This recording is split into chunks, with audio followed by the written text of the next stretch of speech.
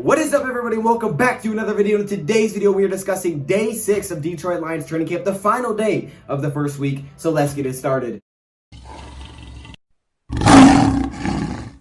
Welcome everybody to another video. Glad you guys are here. It is good to be back, man. Day 6 of Detroit Lions training camp. Man, we're flying through this. Only 2 more Sundays until the NFL is back. Think about that for a second. We're getting close, guys. We're almost at the end of August already. This is the first week of training camp is now wrapped up. There is no training camp tomorrow, so there obviously will be no updates, but I do have a few plans for videos in terms of training camp tomorrow. Obviously, that'll come out tomorrow. How many times are we going to say tomorrow? I don't know. Anyways, let's talk about day 6. So there was a little bit of concerns on the participation report for sure, but there was also some uplifting moments on the field and also what we got to hear in some interviews. So I think there's some good, definitely some bad. But let me just say this before we get into the participation report. I had someone say yesterday that I guess I said Swift.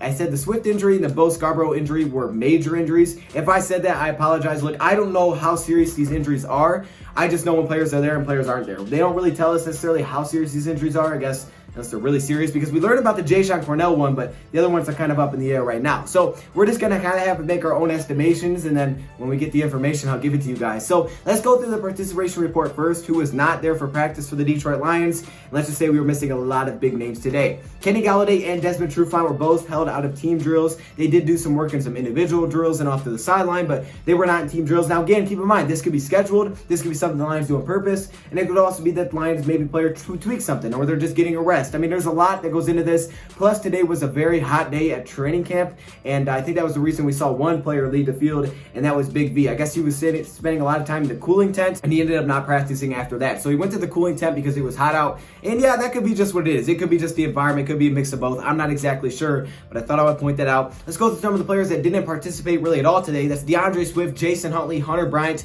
Victor Bolden. Those players were a no-go today for the Detroit Lions. Joe Dahl did not finish practice. Kerryon Johnson was limited in practice. So you can see we're missing a pretty good amount of players. Okay, the participation list didn't look so great today. Day 6 did not look great. But with guys like DeAndre Swift, right? He was injured a couple of days ago. So it was kind of expected that he wouldn't practice for the next couple of days because there's really no reason to. He had an upper leg injury. Let him heal. Let him have a nice little 3-day weekend, and hopefully he could be back next week. Jason Huntley, a little bit concerning as well. We haven't heard about him this offseason. Hunter Bryant as well. That was a very new injury. We heard about that one yesterday. So a lot of these guys are probably getting some rest, and there also wasn't too many takeaways from today. So I'm assuming it was a little bit of a shorter day heading into, the off day, which is Monday, and kind of wrapping up the week. But man, there is some good stuff to look at. I'm excited to go through these takeaways. So let's just hop right into it. Let's just have some fun with this one. The first thing is about Tracy Walker, who is again working with the second team defensively. Now, some people are concerned, some people aren't concerned. There's either two situations going on here. One, he's losing his starting job, which I don't see being the case. Or two, they're letting Will Harris just get some more reps because Jaron Curse could be suspended for the first 3 games, which we know he's suspended for the first 3 games, or just give him more opportunities, because I feel like Tracy Walker's pretty darn proven. And yes, he's going to get his first team reps, and I think we'll see that closer to the season. But we know we're going to get out of Tracy Walker. Will Harris, that guy that needs to take a big jump. He's going into year 2, and he's going to be playing a little bit of a different role this year with Deron Harmon near the box. So I think for the Lions, they're trying to mix in Will Harris a lot more with those first team reps. Tracy Walker's still getting his opportunities, but for the most part, it's Will Harris with the first team. And I think they're just trying to get him used to the speed and, going against the number ones right now. That way he's ready to go for a season, because I think they have confidence in Tracy Walker already for the season. Kind of the same thing with Deron Harmon as well. That's a little bit of an update. Take that however you want to take it, but that's just kind of my take. Tony McRae had 4 pass breakups today. Yes, Tony McRae, a guy that we signed to look like just for special teams. He's going to have to fight. He's going to have to fight and show us a little bit of something on defense. That way we at least can rely upon him for some depth. Well, Tony McRae had 4 pass breakups today. Sure, not against the first unit, but that's definitely a good thing to see. And with guys like Desmond Trufant out there, they're going to get some opportunities in the team drills. Here's probably the biggest story of the day for the Detroit Lions when it comes to on-the-field play. Reggie Ragland with a pick 6. Reggie Ragland hold up. You're talking about that dude from Alabama, the run stuffer. Reggie Ragland had a pick 6. Yeah. That guy had a pick 6 today. All the defense was surrounding, man. They were jumping all over him when he ran it back to the other end zone. And when Reggie Ragland, I guess he picked off Matthew Stafford, because when he was asked if this was 100%, if he would have outran Matthew Stafford to the end zone, he said, yeah, I would have outran Matthew Stafford to the end zone. I'll show you guys the little clip. But yeah, he would have outran Matthew Stafford to the end zone, if it was full pass, full go.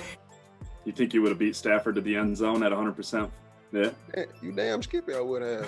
So, yeah, I would have. He told me in the locker room he would have come, but he wouldn't have caught me. I'm telling you that. With some fresh legs on game day, I'm gone. He said Matthew Stafford even told him that in the locker room afterwards. So, an interception for Reggie Ragland. Okay, look, if Reggie Ragland's getting picks, oh, this linebacker group's going to be scary. And let me just say, Reggie Ragland's got a lot more great things to say. We'll get to that in a second. TJ Hawkinson is still doing very well in practice. Jaron Kearse may not have been super happy with someone saying that he was dominating the safeties, but he has been doing very well. I mean, I guess the word is that he looks like 2019 training camp Hawkinson that's a little bit more chiseled after working out with George Kittle. I'm good with that. Training camp Hawkinson, man. He's looking good. He was looking pretty good last season as well, but injuries kind of struck during the year.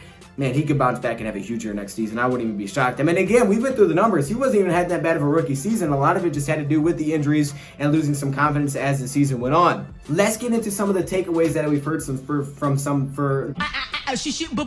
now you can't speak. That we've heard from a few players today after training camp. We're going to start off with Marvin Hall, who did a little bit of a press conference with the Detroit Lions, kind of just discussing the receiver group as a whole. And he basically said that they have all different types of receivers, and that's something I love to bring up because we got a mix of everybody. You got Deep Ball Hall, right? He's your speedster. Now you got Jamal Agnew, kind of the gadget speedster. You have Kenny Golladay, Marvin Jones to go up and get it. You got the Cephas, the Amendola, the possession guys, right? You got all these different types of receivers, and it can make you very dangerous as an offense because you can utilize them in tons of different ways. He brings up Agnew, Cephas. He talks about the veterans, himself, Marvin Jones, Kenny Golladay, Danny Amendola. He also discussed working on the rest of his game, trying to fill out the rest of the game. We know he's Deep Ball Hall, okay? We know a guy that averages over 30 yards per reception and only has like 7 receptions. Now we want to see if he can kind of push that out to the rest of the game, expand his game. And he talked about working on some of those routes in the offseason, their slants, your in routes, your curl routes, all the short kind of routes, the underneath routes that he can work on, that he can bring to the table next year. That way he's not just a deep threat. But it is great to have that deep threat because it changes the game when you have a 40-plus yard catch for sure, especially when they go for a touchdown. Marvin Hall, man, I love what Marvin Hall brought to the table last year. I think he makes the team this year. I think he's kind of a lock, just in my opinion. But with emergencies like Quintez Cephas, those type of guys, maybe it's not so much of a lock. However, I think Marvin Hall in this receiver group is going to be great. Moving on to Reggie Ragland. Now, Reggie Ragland had a lot of things to say. And let me say, Reggie Ragland brought the juice today, okay? He brought the energy in the interview. You could just feel it watching him, okay? It felt like a vibe. And I can tell when they brought in Reggie Ragland, man. This guy is a leader. He is someone that you want to be around. He just sounds like a very fun guy to play with. And Reggie Ragland had a lot of cool things to say about the Detroit Lions. The first thing is this. He said, the last time I had an interception was in training camp against Patrick Mahomes, and we won the Super Bowl that year. So hopefully that kind of thing happens again here in Detroit. He's also talked about how he's won everywhere, except for the first year when he was in Buffalo. He's won everywhere. Bama, right? He's won with Bama. He's won with Kansas City. Now he's about to win with Detroit, obviously. Okay, we all understand that. So he discusses the team chemistry, basically, saying that everybody is always lifting each other up. Sure, they're competing for similar spots, but they're always lifting each other up. They're playing well together. He loves the talent and their ability to go bring in Jamie Collins, Reggie Ragland, Elijah Lee to kind of shore up that group and kind of push it all together, make it tight. But he says the bond is great. I mean, and you could just tell across the board. It's just so much better in this training camp, in this environment. And that's going to be the biggest difference from last season to this season. I mean, if we're being honest here, forget the roster, okay? Forget everything. These guys buying in and playing with each other and having this much fun together, it's going to be the biggest difference between this defense from 2019 and 2020. I guarantee that. He also said he would have beat Stafford to the end zone. I'll throw up the clip. I think I already may have shown that one. This team has the same qualities as the Kansas City Chiefs did when we won the Super Bowl. Oh snap, hold up. This guy's won a Super Bowl. We got to listen. So everybody listen here. In this team, as in Kansas City, we got the pieces. We just got to keep putting them together and just keep playing hard and being consistent and just keep finishing. So, and I think we got the guys to do that. We just got to go out there and just play ball.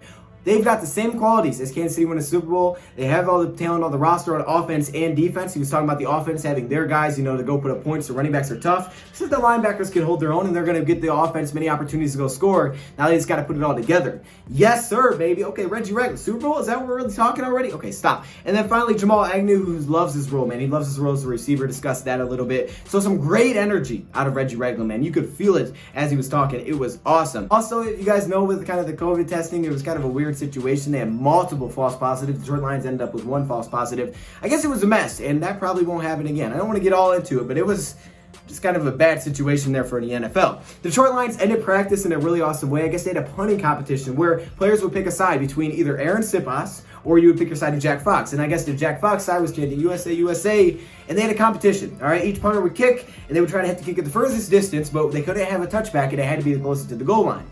And who ended up winning, take the guess. Super loud and responds to any name even remotely close to Alexa, so they can find out the weather.